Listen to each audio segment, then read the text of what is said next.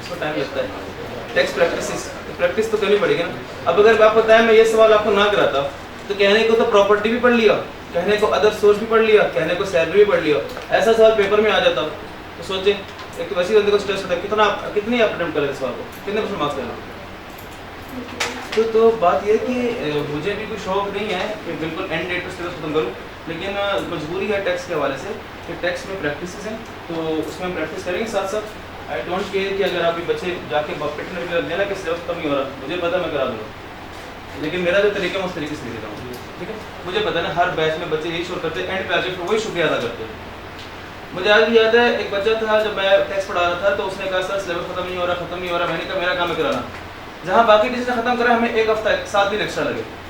7 दिन एक्स्ट्रा लगे, पेपर दिया, पेपर उसने दिया, कहता सर मज़ा नहीं आया, अगले टाइम मेरे पास नहीं आया, ठीक है नहीं आया मज़ा तो बस ना मेरे पास। रिजल्ट आया बाकी सारे फेल, टैक्स पास। वो मेरे घर आया, उसने घर में बैल जैसे मैं निकला उसने कहता मेरे पाँव को हाथ लगाए कि सर आपकी मेहरबानी सर, वरना टैक्स भी पास ना हो तो मैं घर में किसको मुँह दिखाने के काबिल नहीं था। तो वो आपको शुरू इस टाइम पे लगता है कि शायद पता नहीं खत्म होगा नहीं होगा, मकसद सिलेबस खत्म करना नहीं है बच्चों। करने को तो फिर मैं भी जल्दी खत्म करा के बस फिर 1 घंटा 1.5 घंटा मेरा फ्री हो जाएगा, मैं एंजॉय करूँ। मकसद है आपको टैक्स प्रोसेस समझाना। याद है फर्स्ट डे मैंने क्या कहा था, टैक्स का प्रोसेस समझाना कि टैक्स काम कैसे करता है।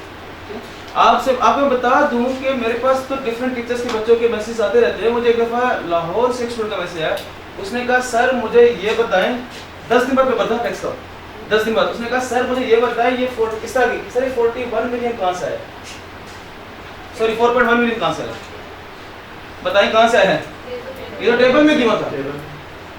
वो बेचारा बच्चा इतना कंफ्यूज कहता सर ये 4.1 मिलियन कहाँ से आया, मुझे समझ में नहीं आ रहा। तो आप अंदाजा करें उसने क्या टैक्स पढ़ा हुआ और वो फेल हो गया। तो कल को मेरी ना नाक कटवाओ, पता लगे किसी और बच्चे सर 4.1 मिलियन कहाँ से आया, तो इसलिए हम टाइम लगा रहे हैं। जी एनी अदर क्वेश्चन?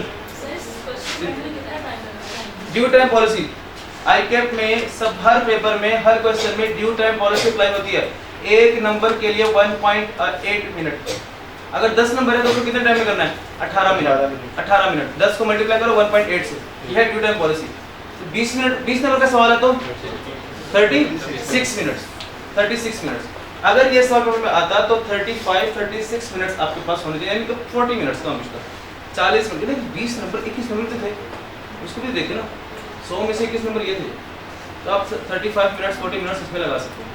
और कुछ सवाल ऐसे होते हैं जो शॉर्ट होते हैं, थ्योरेटिकल होते हैं, टू द पॉइंट होते हैं, उनको आप जल्दी करके चले आप बात हुई है तो बात और सुन लें। आपने पेपर में क्या करना है, आप 9 बजे एग्जाम हॉल में बैठेंगे, एग्जैक्ट 9 बजे आपको आपके क्वेश्चन पेपर्स दिए जाएंगे 9 बजे, और आपको कहा जाएगा, एग्जामिनर कहेगा कि जी 9:15 तक किसी ने आंसर शीट जो है वो ऐसे रखी होगी, उसको आपने हाथ नहीं लगाना। 15 मिनट रीडिंग टाइम होगा आपके पास, फिर 9:15 बजे से लिखना स्टार्ट करोगे 12:15 बजे तक। तो ये पेपर है 3 घंटे 15 मिनट का, 3 घंटे का नहीं, 3 घंटे 15 मिनट है रीडिंग टाइम। आपको पता तो करना क्या, जब 15 मिनट रीडिंग टाइम दिया जाएगा तो एक पेंसिल लेके जाइएगा जिसके बैक साइड पे रबर होती है, वो पेंसिल लेके जाइएगा। अब उसको बता दो क्या आंसर है। आपने जब पेपर आपको मिलेगा ना, आपने रीडिंग करनी, पेंसिल आपके हाथ में होनी चाहिए, आपने फौरन से उन मार्क्स पे जाना है। पहले आपने सवाल देखना जो 1 लाइन स्टेटमेंट 2 लाइन स्टेटमेंट है। सबसे पहले पेपर में ढूंढने 1 लाइन स्टेटमेंट 2 लाइन स्टेटमेंट, ये होते हैं 3 से 4 नंबर 2 नंबर वाले सवाल। अगर ये मिल गया कोई एक आधा, उसको सर्कल किया। उसके बाद आपने देखना है कोई 3 से 4 5 नंबर का कोई न्यूमेरिकल है या कोई थ्योरेटिकल है 5 नंबर तक का, या इस तरह के 3-4 सवाल मिल जाएंगे आपको। 3 सवाल आपको मिल गए जो 3 नंबर का है, एक 3 नंबर का था, एक 4 नंबर का था, एक 5 नंबर का था, टोटल कितने मैंने 12 नंबर। आपने जैसी रीडिंग की है इस यहाँ तक आपके 4-5 मिनट गुजर चुके होंगे, अभी भी आपके पास 10 मिनट रीडिंग टाइम है। नेक्स्ट आपने पेंसिल से जो टू द पॉइंट 3 नंबर का सवाल था उसके 3 बुलेट पॉइंट्स लिखे क्वेश्चन पेपर के ऊपर ही। 4 नंबर वाला 5 नंबर वाला उसके जो मेन पॉइंट्स जितने आपको याद पड़ रहे थे वो बुलेट पॉइंट्स बना के क्वेश्चन पेपर के ऊपर ही आपने लिख दिए। अब जैसे ही आफ्टर 15 मिनट्स एग्जामिनर कहेगा ना कि स्टार्ट राइटिंग, बाकी बच्चे क्या कर रहे होंगे, अब दोबारा से बुलेट पॉइंट्स बना के फिर उसको कॉपी पेस्ट कर रहे होंगे। आपका क्या फायदा होगा कि आप 15 मिनट उनसे अहेड चले गए। आप 2 से 3 मिनट 4 मिनट मैक्सिमम, वो 12 नंबर जो हैं 3 सवाल वो आपके आंसर शीट के ऊपर होंगे। आप शुरू में ही उनसे 12 नंबर आगे चले गए। यानी उन्होंने जहाँ पे करना है 3 घंटे में 100 नंबर का, आपने करना है 88 नंबर का। और एक कॉन्फिडेंस बूस्ट होता है बच्चे का कि मैंने पहले 5 मिनट में ही 12 नंबर का पेपर कर लिया।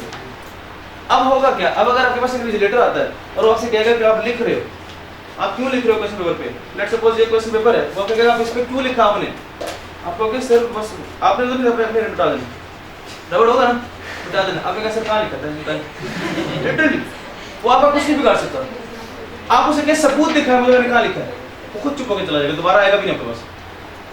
तो इसलिए हर चीज़ की ना एक थोड़ी सी टिप्स एंड ट्रिक्स होती है, छोटी छोटी बातें बहुत मैटर करती हैं पेपर पास करने में, ये छोटी छोटी बातें होती हैं। सर थ्योरी का जो पोर्शन है उसमें सेल्फ राइटिंग भी हो सकती है। Yes you can do self writing, but remember one thing, आईके में जो कहा था wording might be different but concept should remain same. वो आपको मैंने इनकम प्रॉपर्टी में नॉन एडिशनल अमाउंट की ट्रीटमेंट करते बताया था ना, वो क्या गलती बच्चे ने की थी और एग्जामिनर ने उसके मार्क्स काटे थे, तो वो गलती नहीं करें।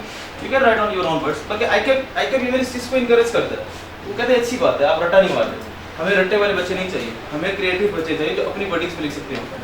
लेकिन मैं आपको ये कहूँगा कि इस अभी इनिशियल स्टेज पे आप लोग कोशिश करें कि ऑर्डिनेंस की वर्डिंग इस्तेमाल करें, कोशिश करें जहाँ जितना पॉसिबल हो सके, लॉ में भी टेक्स्ट में भी वर्डिंग इस्तेमाल करें, आपके लिए बेनिफिट रहेगा उसमें बेनिफिट। जी एनी अदर क्वेश्चन? जी अगर किसी एक हेड में एक पॉइंट मिस किया या एक वैल्यू गलत लिखी हो तो उसके कटिंग कितने? अब सुने कि सर अगर let's suppose income from salary में बेसिक सैलरी ही गलत कैलकुलेट कर ली, 7 की जगह 8 लिख दिया गलती से, अब इसकी वजह से सारे आंसर पे इफेक्ट पड़ेगा। इनकम सैलरी गलत निकलेगी, उसकी वजह से टोटल इनकम गलत निकलेगी, उसकी वजह से टैक्सेबल इनकम गलत और टैक्स लायबिलिटी भी गलत और टैक्स पेएबल भी गलत निकल आएगा। तो सारे मार्क्स कटेंगे नहीं।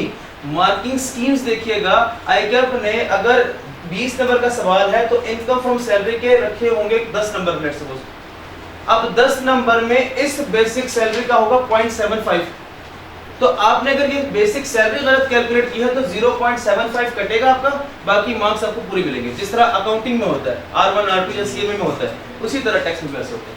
जो पॉइंट गलत लिखा होगा सिर्फ उस पॉइंट के मार्क्स कटेंगे। इसलिए मैं कहता हूँ एग्जाम में अगर कोई चीज नहीं आती तो उस पे बैठे मत रहिएगा, स्टक ना करें, उसको इग्नोर करें या वही फिगर एज्यूम कर लें या फिगर लिखे ही ना, उसको छोड़ दें, आगे सवाल लेके चले।